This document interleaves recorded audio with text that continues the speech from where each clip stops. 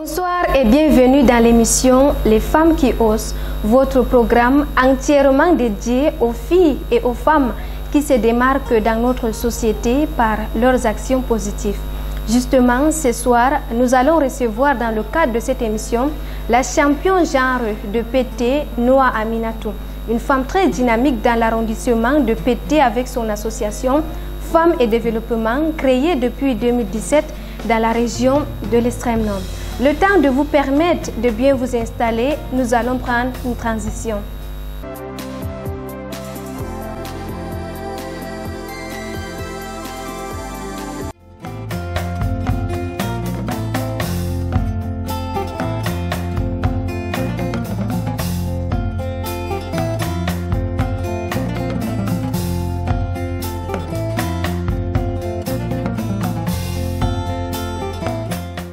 Bonsoir. Bonsoir Madame Fadimatou. Bonsoir à vos millions d'internautes. La communauté des Pétés, c'est porte bien, j'espère. Ah oui, malgré les temps difficiles, la pluie, le mauvais état de la route, mais ça va, la communauté de Pété se porte bien. Ok. Avant de commencer cet entretien, je vous propose à vous et à ceux qui nous regardent de suivre ce portrait.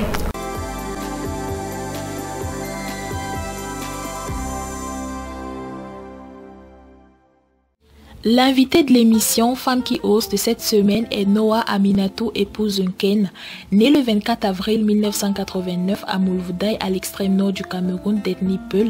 Elle obtient une licence en littérature en 2015 à l'université de Maroua, enseignante de formation et actuellement en service au CETIC de Soulédé Woyamzoma depuis 2015. Elle est par ailleurs mariée et mère de 5 enfants. Noa Aminatou est présidente de l'association Femmes et Développement AFD depuis 2017. Elle est aussi vice-présidente de l'association pour la solidarité et le développement durable ASDD depuis 2020, membre de la plateforme représentant des organisations de la SBLT à l'extrême nord Cameroun depuis 2021, sacrée championne genre à Pété avec le Conseil islamique dans le cadre du projet Par Cameroun de FHI 360 depuis 2022. Elle a reçu le prix spécial engagement féminin en 2019 à Garoua grâce au projet Voix de paix de Equal Access International. Noa Aminatou est une militante de défense des droits des femmes. Elle lutte sans cesse contre les violences basées sur le genre. Elle encourage et participe à l'autonomisation de la femme à travers plusieurs activités entrepreneuriales et sources de revenus. Elle continue à travailler avec la communauté de Pété pour qui elle a plusieurs projets qu'elle nous présentera dans cette émission. Alors, Madame Noa Aminatou, vous êtes née d'une mère Ewondo, d'un père Peul, et vous avez épousé Mbassa, d'où votre nom, Madame Noa Aminatou, épouse Ken. On vous appelle aussi champion genre de Pété. D'où vous vient ce petit nom? Merci pour cette question. C'est vrai que mon nom ne passe jamais inaperçu. On me demande toujours Noa Aminatou, épouse Ken. Bon, vous avez fait le tour, c'est tout ce que vous avez dit, c'est la réalité et c'est ça qui fait ma particularité.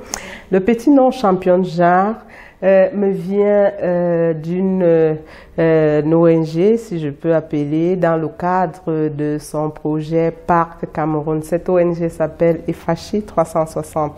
Alors, ils ont lancé un appel où ils voulaient recruter 10 championnes et championnes genre dans les 10 communautés dans lesquelles ils travaillent. Alors, j'ai répondu à l'appel et j'ai été retenue, d'où j'interviens à la communauté de Pété. Donc, je suis là-bas comme championne genre. Comment est née votre association Femmes et Développement? L'association Femmes et Développement tire ses origines de plusieurs éléments dont mis ensemble, ça va donner cette association. C'est vrai que ce sera une exclusivité. L'association Femmes et Développement, j'ai eu cette idée parce que dans ma jeunesse, j'ai traversé beaucoup de zones de turbulence. À 8 ans, j'ai subi un VBG, dans une violence basée sur le genre, où j'ai été très jeune violée. par un oncle, non pas un oncle, un bel oncle, voilà, un bel oncle. Bon, tellement nous avions peur des grands-parents parce que j'étais à ce moment-là avec ma grand-mère. Je ne pouvais pas le dire, donc j'ai eu des attouchements et ça m'a beaucoup fait mal. Lorsque je pars chez ma maman, bon, j'ai toujours, c'est pas comme à l'instant T où on a des structures qui peuvent nous prendre en charge. Voilà. Après ça, en classe de 3e, je subis un rapt qui me conduit en Centrafrique, où je reviens 1 an plus tard, après beaucoup de rites des parents. Ma maman qui décide que, parce qu'elle voulait voir en moi quelqu'un qui travaille, quelqu'un qui des responsables, je sais pas, elle avait sa vision à elle. Elle a décidé que je rentre à l'école. C'est comme ça que lorsque mon papa revient, parce que ce sont j'ai vécu une séparation entre le papa et la maman. Maintenant, lorsque mon papa est venu pour nous rendre visite, il a dit, tu pars avec ta fille. C'est comme ça que je viens à l'extrême nord, en classe de 3e avec mon papa, où on me remet à l'école, je recommence à faire les études jusqu'en classe de terminale où je crée la première association, les pupilles d'Afemdi. Après, je continue. De côté, je mets les pupilles et je dis non. Avec tout ce que j'ai subi, j'ai beaucoup d'amour pour la femme, j'ai beaucoup d'amour pour les jeunes. Il faut que je fasse quelque chose. C'est donc comme ça, accompagné de mon époux. Tellement il voyait cet engouement, il a décidé de m'aider à créer une association. C'est comme ça que je crée une association où on donne le nom Association Femmes et Développement, où j'ai plus d'une 40aine de femmes à mes côtés où on cause. Et cet amour de la femme et de la jeune fille fait en sorte que, bon, je m'y plais et AFD, ça va à bon train, ça fait son petit bonhomme de chemin. Donc, c'est plusieurs origines. Et aussi, l'origine spirituelle, c'est que j'ai toujours eu comme impression que Dieu m'a confié des personnes où je dois prendre en charge. Je lui demande toujours de me donner la force d'aller jusqu'au bout. Donc, voilà. À vous écouter, oui. On comprend déjà que vous avez traversé beaucoup de choses dans votre vie. Oui.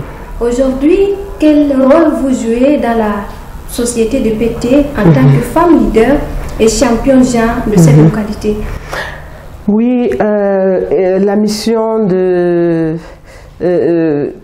qui a été assignée aux championnes genre, elle est de mettre le genre en avant, Et maintenant, lorsque le genre est mis en avant, on doit utiliser l'approche GESI, donc genre, équité, inclusion sociale. Donc, nous devons avoir une oreille attentive au genre. Quand je dis genre, je vois pas seulement la femme, je vois oui, cette entité-là. Donc, c'est ça. Aussi, nous devons être des personnes qui sont là pour la paix, la cohésion sociale. Nous devons mettre un peu...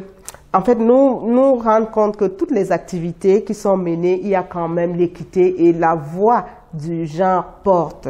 Donc, voilà un peu les éléments que nous avons. Surtout, faire aussi des plaidoyers lorsque nous voyons certaines limites ou bien où nous pouvons apporter notre soutien, qu'on organise les plaidoyers pour que la voix de ces personnes peut-être qui ne sont pas écoutées soit portée plus haut. Voilà un peu la mission du champion genre dans la localité. Madame Aminatou, est-ce qu'il y a des barrières qui bloquent la participation des autres femmes dans les activités que vous menez à PT? Dans les activités que nous menons à PT, les barrières, elles sont beaucoup plus d'ordre culturel. Les us et les coutumes nous empêchent de faire certaines choses. Mais avec l'approche que nous avons mise sur le terrain, le travail avec les femmes nous a conduit à une autre manière de travailler. Nous travaillons beaucoup plus les femmes d'un côté, les hommes de l'autre. Donc pour amener les femmes à s'exprimer, amener les femmes à dire ce qu'elles pensent et beaucoup plus à exprimer ce qu'elles ressentent. Donc, c'est un peu ça. Nous le faisons là-bas, nous le faisons même ici dans la ville. Lorsque nous constatons qu'on ne peut pas avoir des bonnes réactions, lorsque nous sommes ensemble, on les met de côté et puis on essaie de discuter, de causer pour attirer quelque chose d'important. Dans le domaine humanitaire, vous êtes non seulement enseignante de français au CETIC de Soulédé, Wayam Zoma, et c'est là depuis 2015, mais aussi femme au foyer avec 5 enfants. Comment vous faites pour gérer à la fois votre carrière professionnelle et votre foyer? Oh, c'est pas facile. Je vais pas vous dire tout d'un coup que c'est quelque chose, c'est un travail aisé. Non, pas du tout. Mais il faut comprendre, il y a beaucoup plus certains éléments qu'on doit prendre en compte. Il faut s'entourer des personnes qui vous comprennent. Il faut beaucoup de communication, beaucoup de sacrifices. Il faut surtout essayer de comprendre aussi les autres. En fait, le travail de l'enseignement et le travail de l'association, c'est vrai que c'est des entités bien différentes, mais quelque part, ça se complète. Ça se complète. Il suffit de bien s'organiser. Tout ici part de l'organisation. Si on n'est pas organisé, on ne peut pas y arriver. C'est très difficile. Donc, il y a l'organisation, il y a la communication, il y a l'entourage qui fait en sorte que, bon, ça commence à être un peu léger. Est-ce que vous ne rencontrez pas de difficultés vu que vous êtes pour la plupart du temps sur le terrain?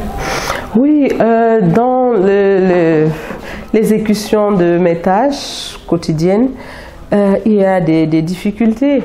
Il y a déjà l'organisation dont je parlais tout à l'heure, le programme. Lorsque nous sommes en période de classe, il y a des jours où, quelle que soit la valeur de delta, vous ne pouvez pas me trouver. Oui, donc je respecte d'abord le travail professionnel. Ensuite, je mène aussi des activités. Alors, lorsque j'essaie de maximiser le travail sur le terrain, il faut savoir que nous sommes soit en période de congé, soit en période de vacances. Comme ces jours-ci, je n'ai pratiquement pas de temps à perdre, donc je maximise les actions sur le terrain pour que lorsque peut-être les classes reprennent, je prends en marche le côté éducatif et puis l'autre côté associatif. Je n'abandonne pas, mais je réaménage le programme pour que les éléments qui sont sur le terrain continuent les mêmes actions. Donc, ça devient comme un train-train quotidien. Et puis, moi, je continue avec la profession d'enseignante. Vous faites partie des 24 jeunes porteurs de projets sélectionnés par le Conseil régional de l'Extrême Nord dans le cadre du Fano Business Week 2022. Le mois dernier, vous avez été accompagné par cette institution régionale pour la maturation de vos projets respectifs.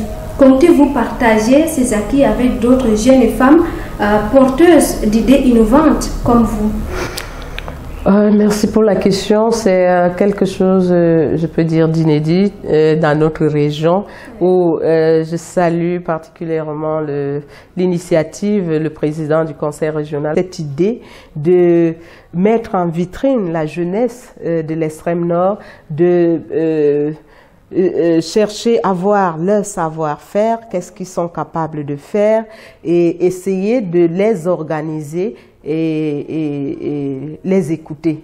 C'est quelque chose qui galvanise énormément les jeunes. Les jeunes aiment quand ils sont écoutés, quand ils sont pris en considération et vraiment c'est une très bonne chose. Alors, à savoir si je vais partager cette initiative avec les jeunes porteurs d'idées, je réponds par l'affirmative. Déjà que j'ai essayé de faire, comment on le dit, j'ai essayé de travailler déjà avec mon équipe à l'association Femmes et Développement pour qu'on essaye de voir comment on peut capitaliser toutes les connaissances que nous avons acquises au niveau de cette formation.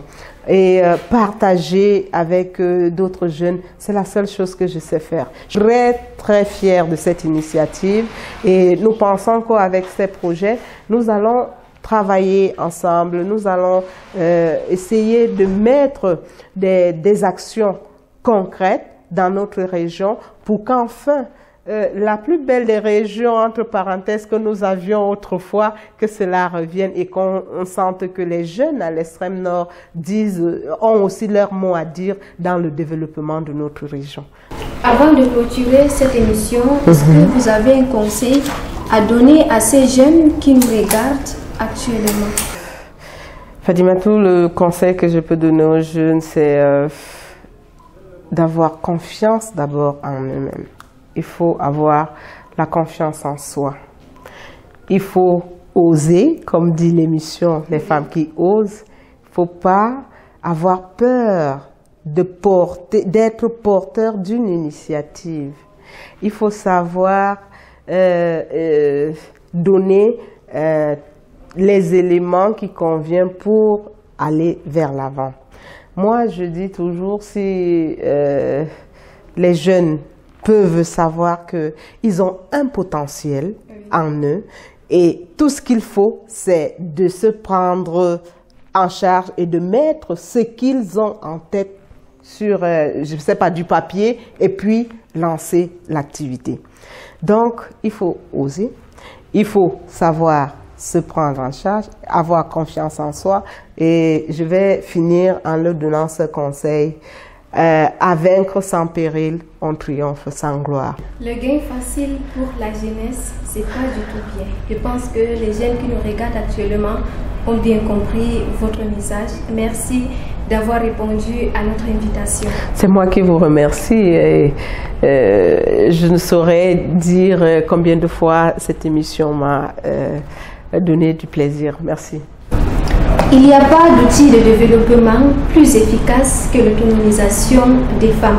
C'est avec cette pensée du diplomate ghanéen Kofi Annan que nous clôturons cette 3e édition de l'émission Femmes qui osent. Retrouvons-nous à la prochaine édition avec une nouvelle invitée. Mais d'ici là, portez-vous bien et surtout, n'oubliez pas de vous abonner à notre page.